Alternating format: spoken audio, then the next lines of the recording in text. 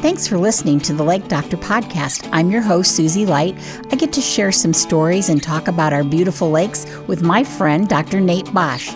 Nate, you got your doctorate from the University of Michigan in limnology? Yeah, that's right, Susie. Limnology is like oceanography, only it's the study of freshwater aquatic systems. On this podcast, we're going to dive into some lake science, meet folks who are passionate about our lakes just like us, and have some fun together as well.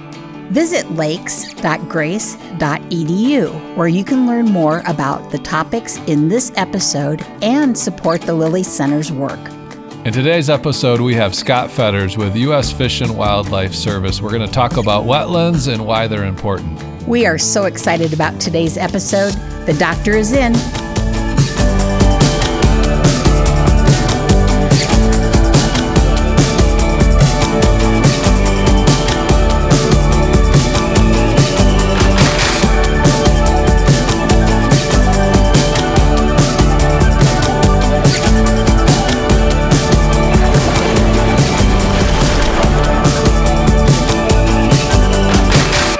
Welcome to this episode of the Lake Doctor Podcast. We are so excited. Today's topic is wetlands. And with us today is Scott Fetters. Scott, welcome to our podcast. Thank you. Thank you for inviting me. We'd like to hear a bit about you. Tell us about you and your work, as well as a bit about your personal life. Okay. Well, I work with the U.S. Fish and Wildlife Service. It's with the Department of the Interior, with the federal government. My office is based here in Warsaw, Indiana. I'm responsible for administering a program called the Partners for Fish and Wildlife program. It gives taxpayer money to private landowners to restore wetland habitat, prairie habitats.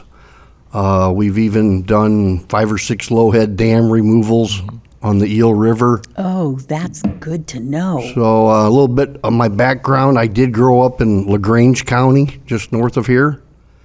Unlike Dr. Nate here to my right, I did attend Indiana University instead of Michigan, so. We won't hold that against you. There you go. So I've worked for the U.S. Fish and Wildlife Service for 20 years. I also have 13 years in private consulting with a environmental and ecological restoration company based out of Walkerton, Indiana. Used to be known as JF New. Oh, yes. Yes. Been sold out several times since I left.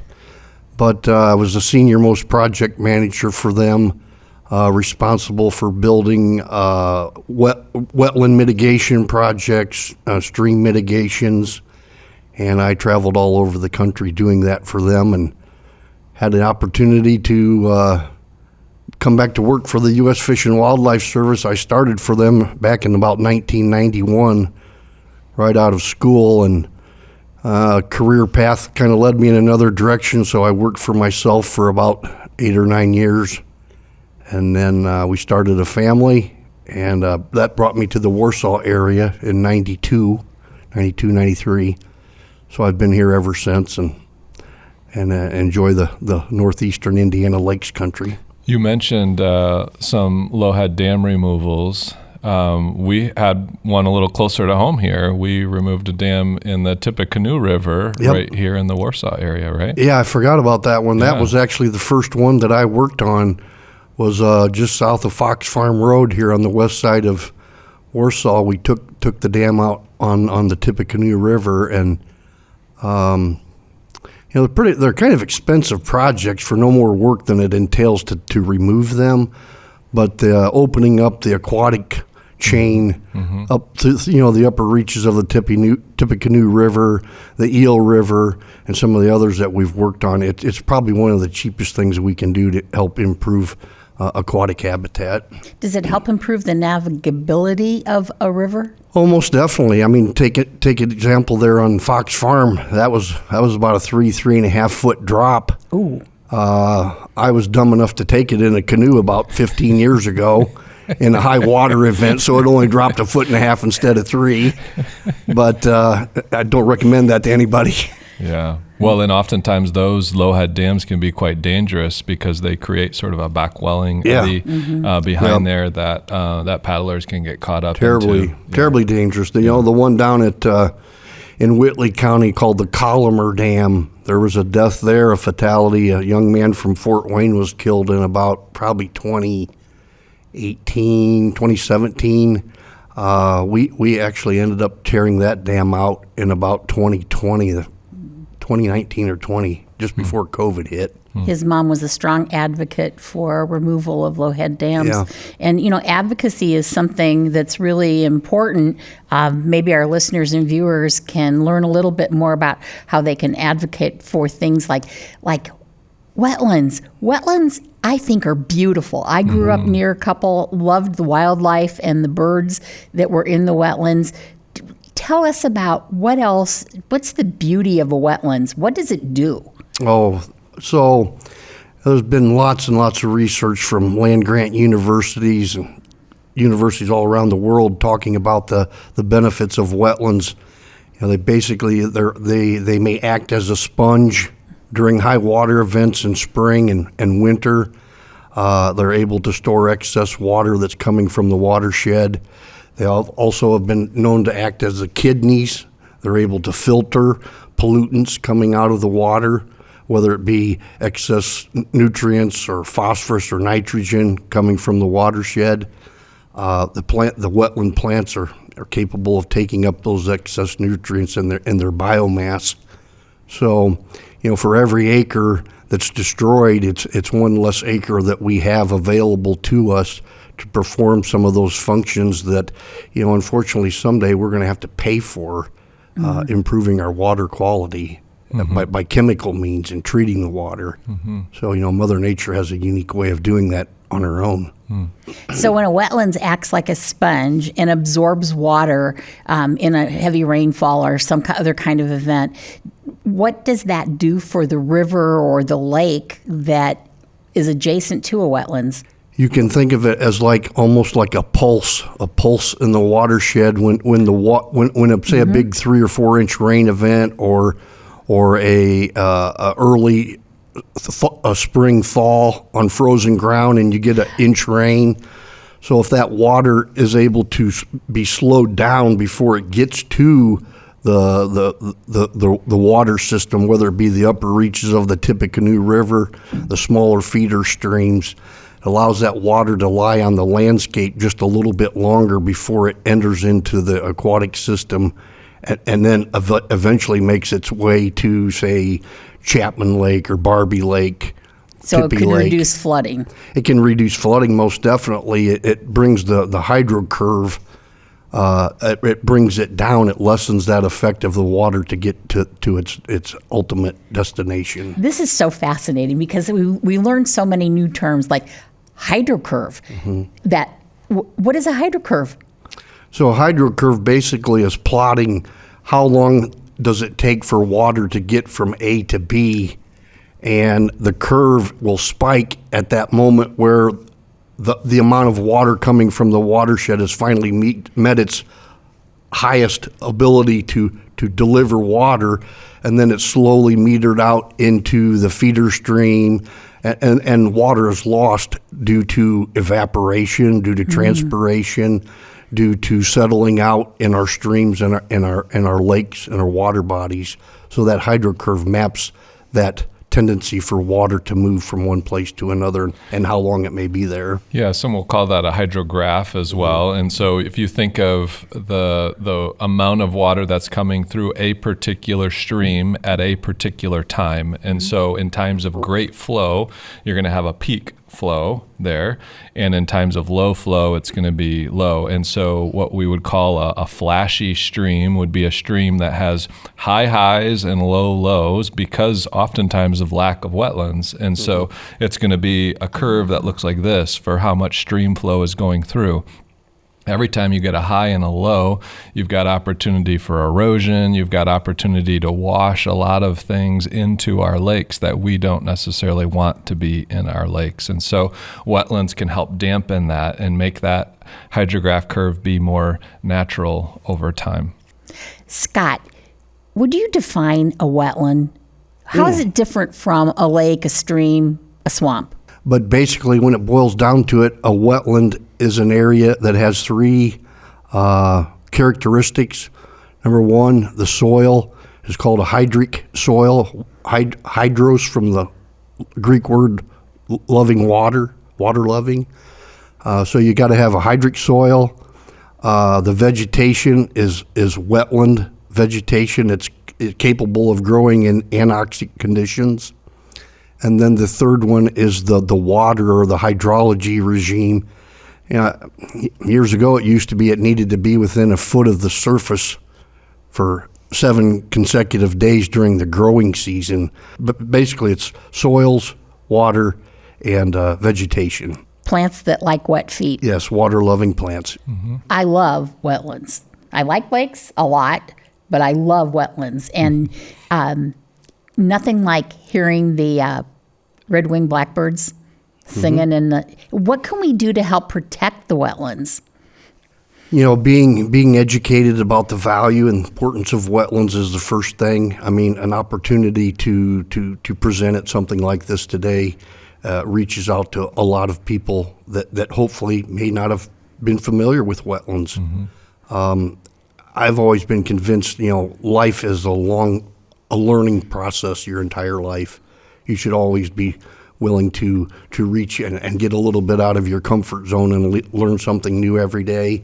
So wetlands, be informed, be educated, be a voting person that reaches out to your local congressman and your congresswomen about the values and importance of wetlands in our lives. Sponges and kidneys. Yeah, the sponges and kidneys. We need to let them know that they're still important to us. One of the big reasons why they're so important is now that we know more about them and what they do is the fact that 85% of all of our wetlands in Indiana have been lost. That much? Since pre-European settlement, originally there was about 7.5 million acres of wetlands in the state of Indiana. And with 85% of those gone, that amount of landscape missing is something that it's kind of hard to replace.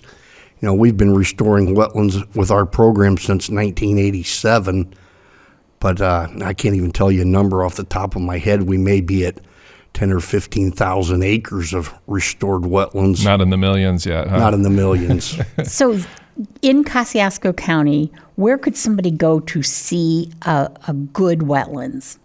Probably one of them that I would lead them to is one of my favorite up at Pisgah Marsh. Yes. Yeah, Up at the Indiana DNR's, one of their southernmost properties administered by Tri-County Fish and Wildlife Area. Pisgah Marsh is really a neat place because you can see the whole thing. You can see the marsh. You can see the adjacent upland oak savanna. You can see how glaciers formed that area and why they were an integral part and why we do have wetlands in northern Indiana. When the last glaciers receded, they left large blocks of ice on the landscape that became Chapman Lake and Tippy Lake and Lake Wawasee and even a little Pike Lake here in downtown Warsaw. But Kosciuszko County is blessed with a rich aquatic life. Mm-hmm. And it was because of the glaciers that once they receded, it left those areas. And, unfortunately, a lot of them have been drained. When I say drained, they were drained with whether it be open surface ditches or tiles that were installed in the ground to remove the excess water off the ground to make it arid so it could be farmed. Mm-hmm. But many of those areas are still restorable today, and that's what our program does is we try to restore wetland habitat. Are there any targeted areas in Kosciuszko County that you're going to work on or are currently working on or wish to work on? We call it being strategically opportunistic. Aha! We'll take them wherever we can get them. Okay. Well, I know even at Grace College on our campus, we've got 3 different wetland complexes, and you've come out there to kind of take a look at those. One of, you mentioned marsh before with Pisgah as a good example of a marsh, but we have other types of wetlands as well. So we've got a swamp, which is more of a wooded sort of wetland with large mature trees in that, and that's one that we have on campus. Bog would be another. Bog, example. fen. Fens. Fens are groundwater driven, so you've got that interface between more upland silty clay loam soil where it meets a sandy loam at the bottom of the toe of the slope. So you've got groundwater inputs coming into areas that have organic soil. Fens are really unique. I've had the opportunity to work on 4 or 5 of them in the county, several just into Noble County. And different types of plant communities and fens, like you'll have sedges. And Oh, a fen, yeah, right? most definitely. Sedges, you'll have a pitcher plant, sundews that are carnivorous plants. Do we have Venus flytraps here too? In our I don't wetlands? know. I don't know if we do. I doubt it. Okay. But we do have carnivorous plants here. Yeah. Yep. There's a fen along the Winona trails. I learned that by attending one of the Lakes and Streams events. Yeah. Now, one of the other things, a lot of the acreage in Indiana that we still have in wetland habitat is forested, the forested riparian area, those areas along the streams.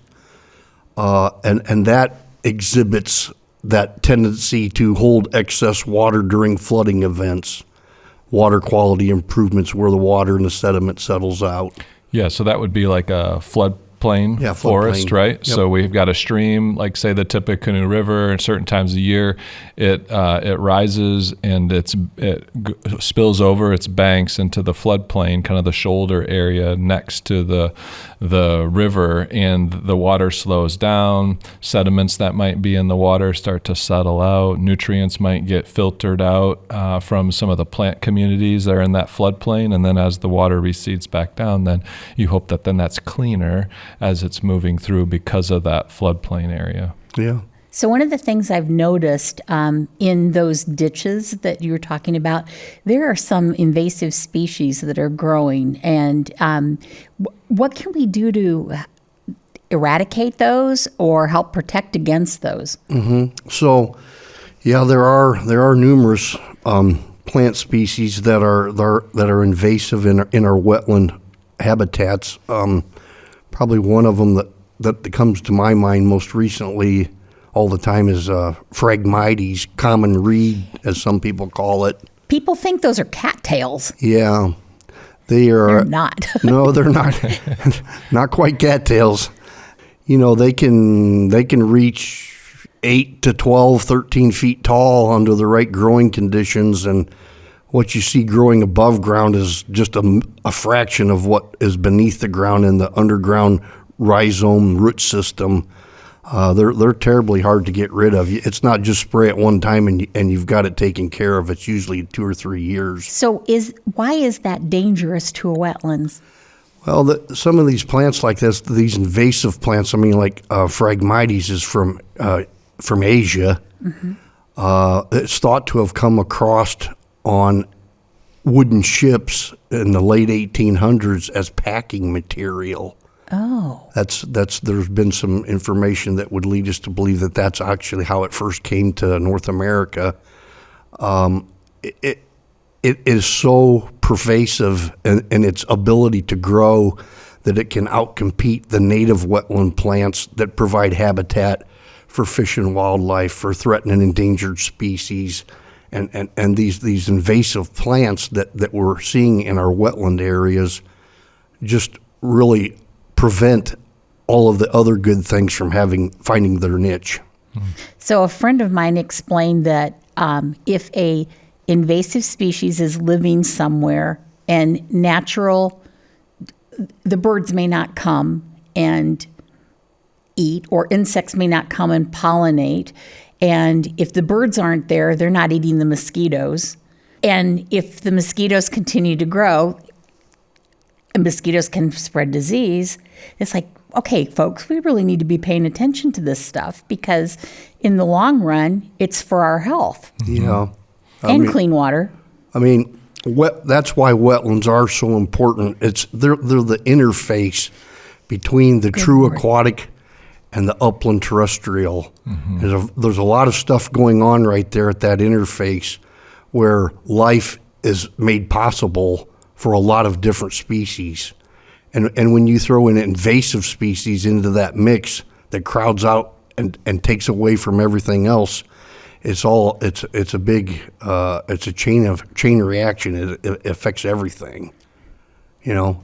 If you don't have habitat for dragonflies and damselflies, now you may have more mosquito larvae.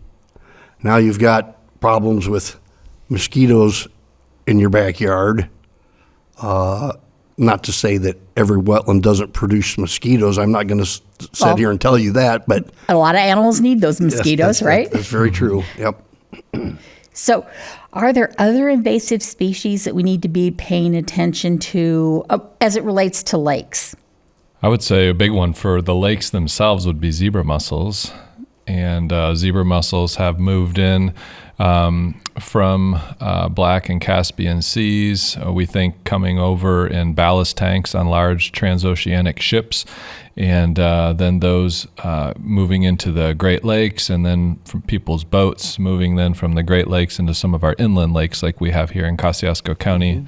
Zebra mussels are great filter feeders, so they filter out lots of algae out of the water, which we might think, hey, that's a good thing. But we've found that Do they zebra eat mussels. blue-green algae? No, that's the problem. So they eat some of the good types of algae, and the bad type of algae, the blue-green algae, cyanobacteria, which can produce toxins, they leave that alone. And so they actually give a competitive advantage to the bad type of algae in our lakes. Are all invasive species, whether it's at a wetlands or in a lake, are all invasive species bad? I can't think of any examples where they're good. I can't either. I can't think of a single one. Now we should distinguish. Invasive means it's a species that comes in and sort of takes over. So there's no longer the diversity because it just becomes what we'd call maybe a monoculture of that species. Okay, and why are monocultures dangerous? Well, some of the things that Scott was talking about, we want a diversity. So there's a drought and certain plants are going to do better in drought conditions than others, or there's a big rainfall and certain will do better under that scenario. Different animals will move in at different times of the year. Pollinators need flowering plants at different times of the year. And so we need that diversity for everything to work together and function as it's supposed to. I had a professor once that used an analogy: would you rather eat off the menu or go to the buffet? So it's very similar in the fact that if you've got a multitude of native species, you've got a lot of opportunity for everything to make a living off of it. Okay, is that the menu or is that the buffet? That's the buffet. Okay.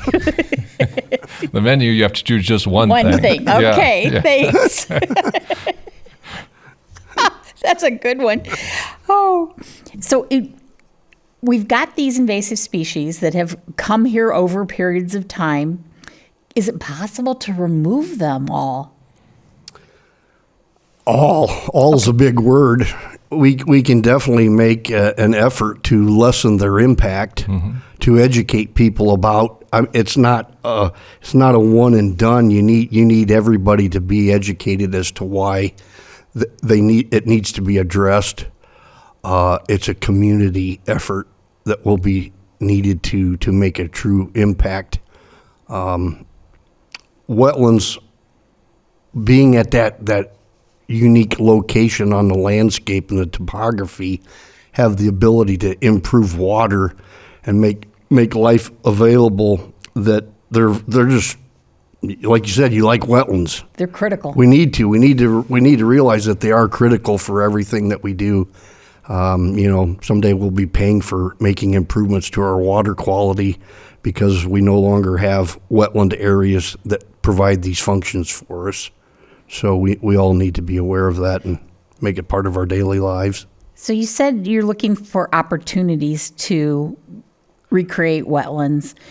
Where would be the best place for those opportunities to arise? We may have a listener that has what used to be a bog that might be interested in restoring it. How would we go about doing that?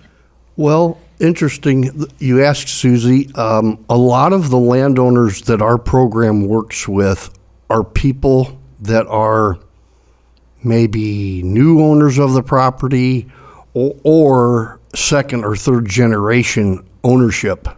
And grandma and grandpa farmed it, and mom and dad worked in industry and tried to farm, and now the third generation, they don't farm, but they're interested in. And I've worked with a lot of people in that third segment there. that have an interest in the outdoors, in wildlife, in hunting and fishing. So a lot of the people we work with are kind of in that scenario. There's so many more tools nowadays that are available to wetland restoration practitioners. I mean, when I first started, it was, it might even before Nate even remembers this, they used to have a plastic dot counter, and you would count a dot on an aerial picture to figure out how many acres your project was.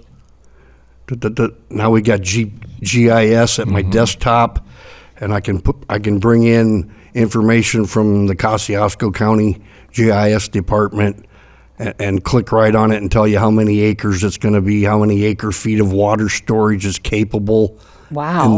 And it's just fascinating what is available at your desktop these days. And sometimes it's just as simple as you talked about earlier. A lot of our wetlands have been drained if we just reverse whatever that process was to drain them. So if there was a ditch that came through a low area, a surface ditch to remove water, removing that ditch so that water no longer can leave that low area, and it starts to slowly fill in over time once again.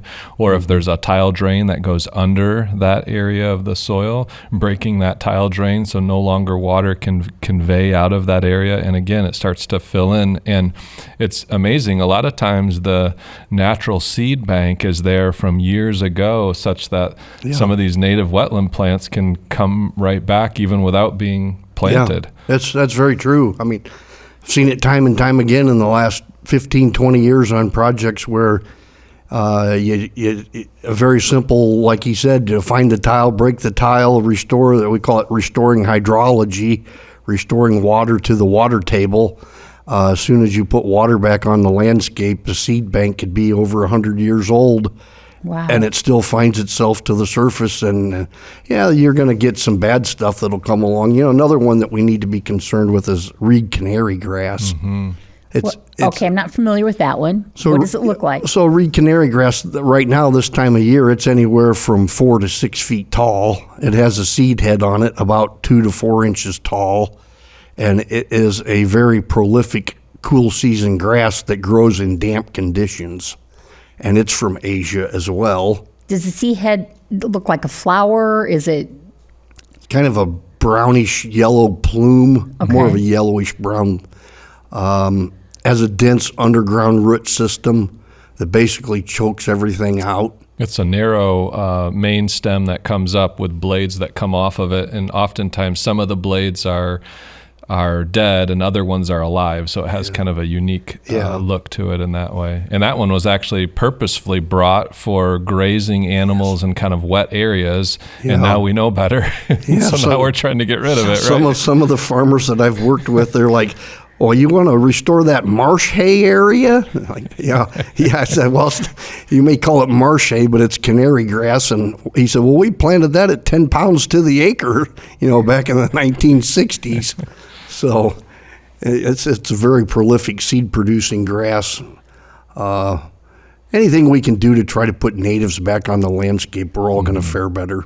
Yeah. So you talked about timing of when you want to eradicate something, and I'm thinking if it's got a seed head, that when is the best time to eradicate something like that? Well, yesterday. Okay, before it developed a seed head, or before the seed spread. You need to get on it early.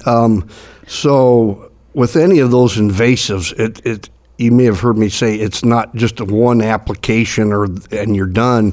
It's a multiple seasons. If you spray early in the spring with some sort of grass-specific herbicide, those grasses have such a large root system that all you're really doing is burning off the top of the plant. It's called top killing in the trade industry. So you may spray it and think you've killed it, but then come this fall, you just invigorated it, and it comes up from underground stolons, and they resprout and they come back 10 times as bad. So a fall spray is actually more conducive to getting rid of it, because in the fall of the year, the grass is taking nutrients back into the root system for the upcoming winter. Now, Nate, it seems like you have a student, a former student, someone who graduated from Grace College and that you worked with through the Lilly Center for Lakes and Streams that addresses that kind of stuff. Yeah, so Dugan Julian, one of our graduates we're really proud of, he works for the Southern Indiana Cooperative Weed Management Area. He just calls it SICM, which is their acronym, which we think is very appropriate. Go SICM those native, not native weeds, right? Right. Those non-native, those exotic weeds, or other plants. So he works in a variety of different types of ecosystems, and their organization will come in to work with landowners, similar to how Scott was describing. He works with landowners and develop a plan for managing then those non-native species. Kind of over time, you don't have to tackle it all at once, and because as Scott said, it does take a while, and I think we need to be careful in what our expectation is for these non-native invasive species. We're probably not going to get rid of them from Indiana, if we're being honest and realistic, but we can manage them, and in certain areas that are especially sensitive, where there's maybe threatened or endangered species, or there's an area that's particularly important for a downstream lake ecosystem or something, more efforts can be put into some of those certain areas, and we can hold things at bay in other areas a little bit more and kind of maintain and keep them from growing worse. Scott, if there were maybe 3 things that you wanted our listeners to take away from this, what would those 3 things be? Stay engaged, stay involved in your local communities about the importance of not just wetlands, but water quality. I guess a lot of times I've heard vote with your feet. I mean, you have the opportunity to grab the ear of the local, whether it be the county commissioners, county councilman, your state representative, state senator, make it known that wetland habitat is important to you, and rightfully so. I mean, Kosciuszko County, Nate knows more about this than I do, but the economic value of the lakes in this county in which we live is a tremendous opportunity, a tax base for the state of Indiana, and it's all impacted by water quality. And I don't care if you're Zimmer Biomed or you're, mom and pop that owns a piece of property on Irish Lake. We all rely on clean water and that opportunity. So I guess I don't know if I could come up with 3 of them, but one of them for sure, you need to be informed, be educated, and make sure you let people know why it's important. If somebody wanted more information about their property and how they would want to manage their wetlands, where would they reach you? My office is housed here at the U.S. Department of Agriculture in Warsaw on Bell Drive, right across the road from the Zimmer Biomet facility, the original Biomet building. You can email me, call. I've been around the community a long time. A lot of people know me. They can get you in touch with me. Okay. But I can. That's free of charge. That's just an opportunity to come out and meet with you and take a look at your property and see if there's anything that our program might be able to provide assistance to you on. So give me an example of something that you've worked with an individual homeowner on their wetlands and how you've helped them. Well, I've done as small as a half-acre wetland project for a school. Oh, neat. I've done a little 3/4 acre planting at the Washington STEM facility on State Road 15 by the high school. The science teachers are using that area, aren't they? Yeah, they are. That's exciting. Yeah, those are, when you think about it, when you have the opportunity to reach out to young minds, that's pretty important. Is it as much bang for the buck as if I go restore a 100-acre wetland, or do I do a half-acre prairie for a school in downtown Warsaw? Investment in the future. That's right. That's right. That's what it is. That's exciting. Yeah, we call that water literacy at the Lilly Center. And so as we raise those water literate citizens, they're going to make better choices then for their own properties in the future of wetlands that they might have or That's restore. very true. I mean, there's there's a big push to restore habitat for educational purposes, for water quality. I mean, right here in town, just late last summer, early fall, I worked with Zimmer Biomet to take 17 acres on their campuses out of cool season grass. Instead of mowing it 20, 30 times a year, we're converting it to native prairie. Beautiful. So that's a pretty neat thing. I mean, I get to drive by it every day. It's starting to take shape. It'll give it another year or two, and they'll be happy with it. And you don't have to mow it. Yeah, you don't have to mow it anymore. Win-win. Double win. That's really important. You know, some people will look at that and say it's weeds, and there is beauty in a swamp, a wetlands, a prairie. Thank you so much, Scott, for the good work that you are doing. We so appreciate. Yeah, appreciate it. Thank you. And thank you to our listeners. We have sure enjoyed this opportunity to bring you information about wetlands.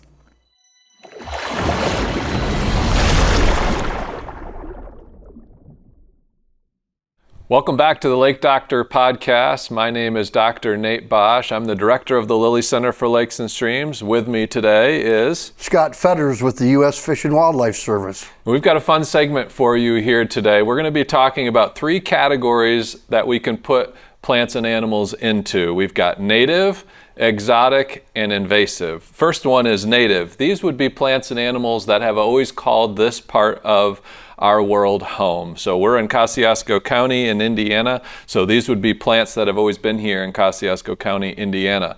The next category is exotic. Some people will call this non-native. So species that have moved here from another location. Maybe it's from across the world, in Asia or Europe, could be from South America, maybe just from a different part of the United States. And then our third category is invasive. These could technically be native or exotic species. It just refers to the fact that these species move in and sort of take over other species in that particular area, often becoming a monoculture where that's the only species that's there any longer. And so we're going to take our different species that we have here and we're going to be putting them up on this board with what category they fit in. So Scott's going to go ahead and start with the first species. Okay, I'm going to go with swamp milkweed. Swamp milkweed is a native wetland plant, native to most of North America. It's an important plant for many pollinators, including monarch butterfly, that will more than likely in our lifetime be on the endangered species list. Swamp milkweed likes to have its feet a little on the damp side, so it's growing in those areas adjacent to streams, lakes, wetlands, and it's a good all-around pollinator plant for many things and provides opportunities for fish and wildlife habitat. And monarchs will use swamp milkweed as well as common milkweed? They will use it, but the common milkweed, the common milkweed is the preferred host plant for the larvae of the monarch butterfly. So, but they're in the same family and still an important species. Good. I'll go next. I'm going to choose the zebra mussel here. And this one, I'm going to straddle the line between both exotic and invasive. So zebra mussels, black in Caspian seas, 1980s, came into the Great Lakes and are invasive in that they've moved and displaced a lot of our native mussel species. And they also clear out a lot of algae. So some people say, hey, it's great, my lake's getting clearer. Yes, algae are being eaten, but what's the alternative? They don't eat blue-green algae, which is a bad type of algae that can produce toxins. Next one, Scott. Next one, we're going to go with Japanese maple. I think I'm going to put it somewhere here in between exotic and invasive because it is non-native to North America, but it's used quite frequently in landscaping, and it does have a tendency to move outside of where it's planted, and it can outcompete and outplace our native plant species. here, especially like here in Indiana in Kosciuszko County. You'll see it growing along the Buyer Trail.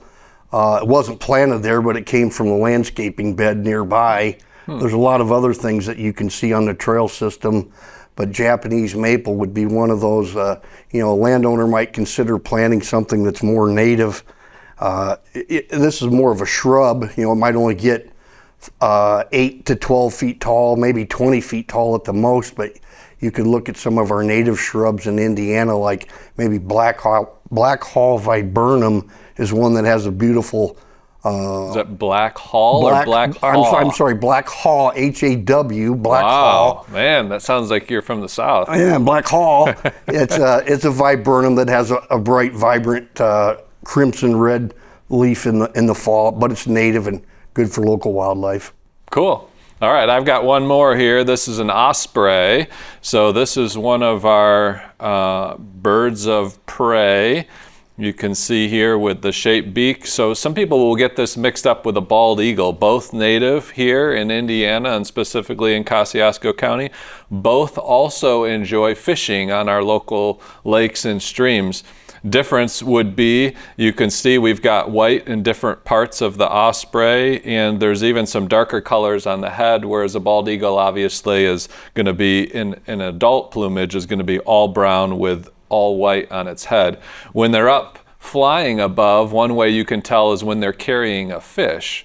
So a bald eagle will carry the fish horizontally in its talons, whereas an osprey is always carrying the fish like the fish is swimming through the air, which is kind of an interesting thing. But the osprey, one of our native species, and we love seeing those here in Indiana. Thanks for listening to this episode of the Lake Doctor Podcast. Join us next time. It's bound to be fun. Listening to this podcast is just the first step to making your lake cleaner and healthier. Visit lakes.grace.edu for more information about our applied research and discover some tangible ways you can make a difference on your lake. We'll see you next time the doctor is in.